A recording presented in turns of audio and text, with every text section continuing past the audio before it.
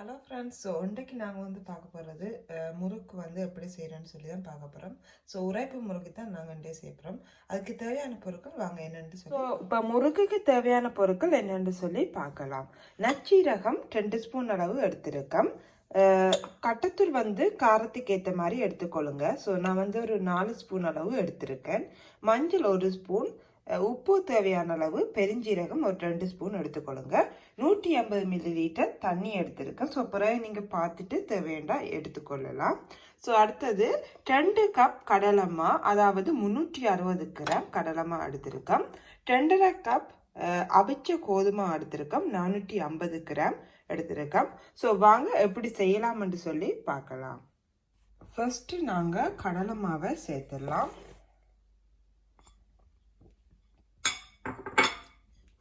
அதோட அவிச்ச கோதுமை சேர்த்துடலாம். நச்சீரக பவுடர்,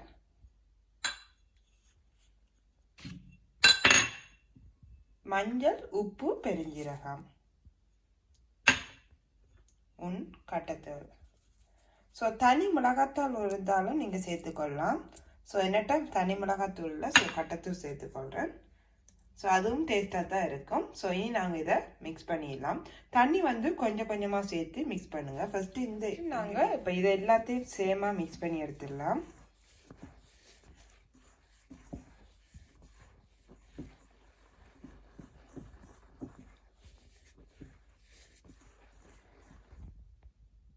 ஈவனாக நல்லா மிக்ஸ் பண்ணிவிட்டு உப்பு சரி பார்த்துக்கொள்ளுங்க.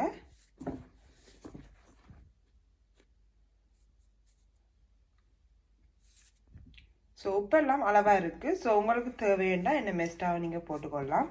எங்களுக்கு இந்த உப்பு சரியான அளவாக இருக்குது. இனி நாங்கள் தண்ணி போட்டு மிக்ஸ் பண்ணாங்க. கொஞ்சமாக தண்ணி சேர்த்துடலாம்.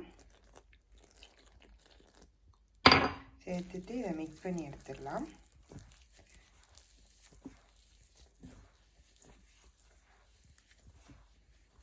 மிச்ச தண்ணி நான் எக்ஸ்ட்ரா ஒரு 40 மில்லிலிட்டர் விட்டேன் நான்.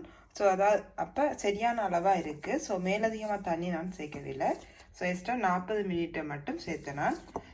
இவ்வளோதான் நல்ல பதம். இதர பதம் இப்படி இருக்கணும், நல்லா சாஃப்டாக இருக்கணும். உங்களுக்கு புளிகிறதுக்கு ஈஸியாக இருக்கணும். பார்த்தீங்கன்னாலே தெரியும்.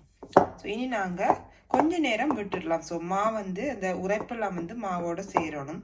உப்பு எல்லாம் சேர்ந்து ஒரு 20 நிமிஷத்தால் நாங்கள் புளிஞ்சு பொரிச்சு எடுத்துடலாம். இப்போ நான் மாவுக்கு கொஞ்சம் எண்ணெய் தடவி வைக்க போகிறேன். உங்களுக்கு ஒட்டாமல் இருக்கிறதுக்காண்டி எண்ணெய் சேர்க்குறேன்.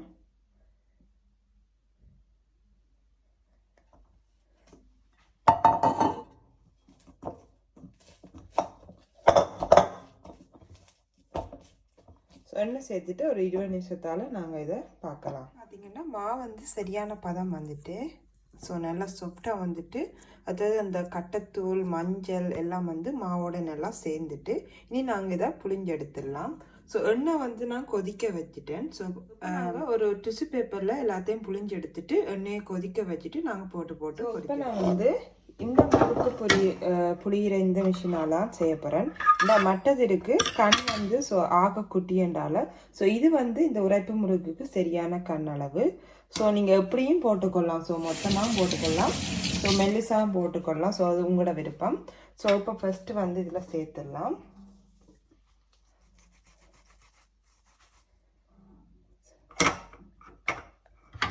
சேர்த்துட்டு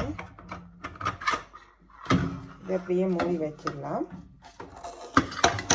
இப்போ நாங்கள் இதை டிஷ்யூ பேப்பரை சின்ன சின்ன கட் பண்ணிடலாம். உங்களோட முறுக்கு எந்த சைஸில் நீங்கள் எடுக்கிறீங்களோ அந்த சைஸுக்கு கட் பண்ணி எடுத்துடுங்க.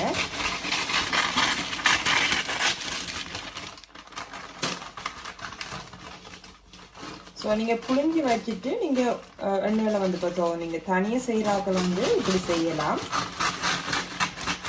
இன்னொரு ஆள் கெல்ப்புக்கு இருந்தால் ஒரு ஆள் புளிய, ஒரு ஆள் அதுக்குள்ளேயே புளிஞ்சு எண்ணெயில் புளிஞ்சும் செய்யலாம். இது இப்போ இன்றைக்கு தான் புதுசாக முறுக்கு செய்கிறாக்களுக்கு இது யூஸ் ஆகும். என்னென்னா அந்த கொஞ்சம் எக்ஸ்பீரியன்ஸ் இல்லாதாக்கள் அதில் புளிஞ்சு கொள்ள மாட்டணும், எண்ணெய்க்குள்ளேயே புளிஞ்சு கொள்ள மாட்டணும். இப்படி செய்யலாம். நான் கூட இதுதான் செய்கிறேன்னா எனக்கு ஈஸியாக இருக்கும். எண்ணெயில் போட மலமலண்டு நாங்கள் பொரிச்சிடலாம்.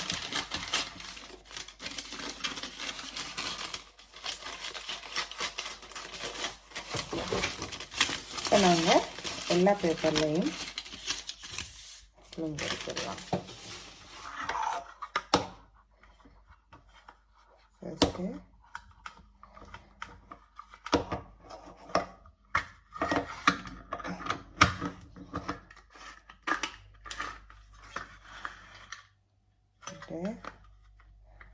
இதை நாங்கள் இதில் புளிஞ்சு எடுத்துடுறோம். நீங்கள் இதை பின்னிதை அமர்த்த தானாக அது புளியும்.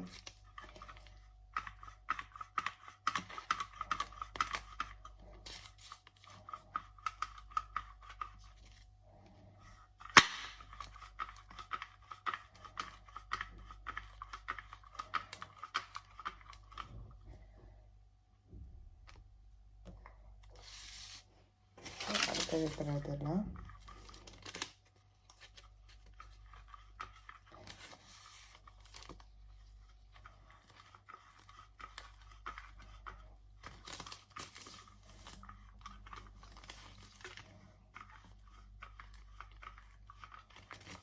ஸோ முதல் போட்ட அச்சில் வந்து முறுக்கு வடிவாக வருதில்லை. ஸோ அதால் வந்து நான் இதில் செய்கிறேன். கொஞ்சம் பெரிய முறுக்கு தான், பட் ஓகே. இதுக்கு நீங்கள் மேலே மேலே கொடுக்கக்கூடாது, சுற்றி வர வளைச்சிங்கண்டா தான் அந்த முறுக்கு வந்து வடிவாக பொடிபடும். ஸோ இப்படி எடுத்துடலாம்.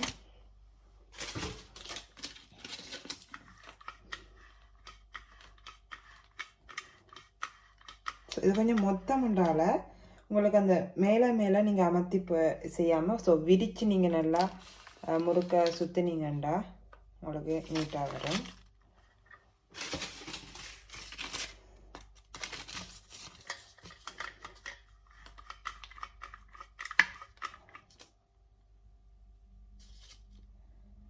ஸோ இனி மாவை மாற்றிடலாம். இப்போ நாங்கள் உரைப்பு முறுக்கெல்லாம் புளிஞ்சு எடுத்துட்டோம். ஸோ இனி நாங்கள் பொரிச்சு எடுத்துடலாம். ஸோ இது சின்ன அச்சில் செஞ்சது, பெருசாக அவ்வளோ வரையில. ஸோ அதுக்கு பிறகு தான் நான் அந்த பெரிய அச்சு மாற்றி செஞ்சேன்னா. ஸோ வாங்கினாங்க கொதித்த பிறகு லைட்டாக இறங்கி அதுக்கு பிறகு போடுங்க. சரி, நல்லா கொதியில் போட்டிங்கன்னா முறுக்கை வந்து கருக்கி எடுத்துடும். ஏன்னா இது வந்து உரைப்பு முறுக்கு. ஸோ அந்த அப்படியே நீங்கள் டிஷ் பேப்பரோட எடுத்து எண்ணெய் நல்லா கொதிச்சுட்டு ஸோ இதுலேயே போட்டுடலாம்.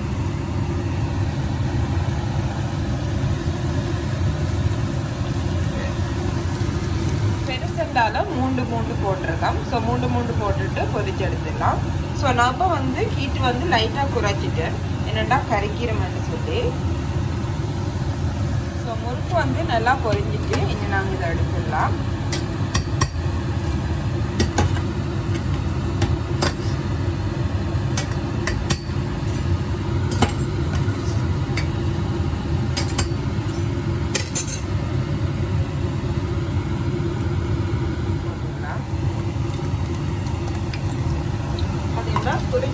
எல்லாம் புளிஞ்சு வச்சிருந்தீங்கன்னா குயிக்கண்டு பொரிச்சு எடுத்துடலாம். பாருங்க, இப்போ மற்ற பக்கம் திருப்பி எடுத்துடலாம். உரைப்பு முறுக்கு நீங்கள் எந்த பழத்துக்கு பொரிச்சு எடுத்தீங்கன்னா சரி, ஏற்கனவே என்னோட பொரியுது. ஸோ அதையும் நாங்கள் எடுத்துடலாம்.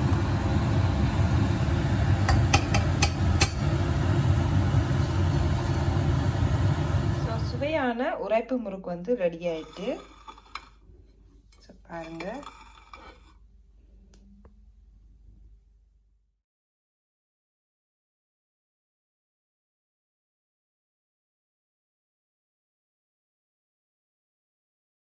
ஸோ எங்களோட சுவையான உரைப்பு முறுக்கு வந்து ரெடி ஆகிட்டு. ஸோ நான் இப்போ எப்படி இருக்குன்னு சொல்லி உங்களை டேஸ்ட் பண்ணி சொல்கிறேன்.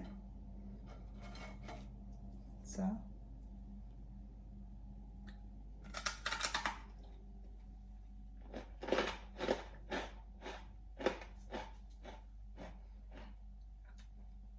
நல்லா கிறிஸ்பியாக நல்லா டேஸ்ட்டாக இருக்குது, நல்லா காரமாக இருக்குது. ஸோ நாங்கள் போட்ட கட்டைத்தூள் நச்சீரத்தூள் எல்லாம் வந்து நல்லா காரமாக இருக்குது.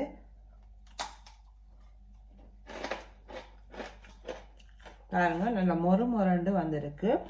நீங்களும் ட்ரை பண்ணி பாருங்கள். ட்ரை பண்ணிவிட்டு எனக்கு கமெண்டில் வந்து தெரியப்படுத்துங்க. So best recipe. ஸோ நான் இது வந்து 3-4 தரம் செஞ்சுருக்கேன். ஸோ சேம் ரெசிபி தான். ஸோ நல்ல டேஸ்ட்டாக இருக்குது. நல்லா கிறிஸ்பியாக கூட இருக்குது. நீங்கள் இதை பொட்டில் கூட போட்டு வச்சு யூஸ் பண்ணலாம். ஓகே ஃப்ரெண்ட்ஸ், இதோட வந்து நான் இந்த வீடியோ வந்து முடிச்சுக்கிறேன். Okay bye.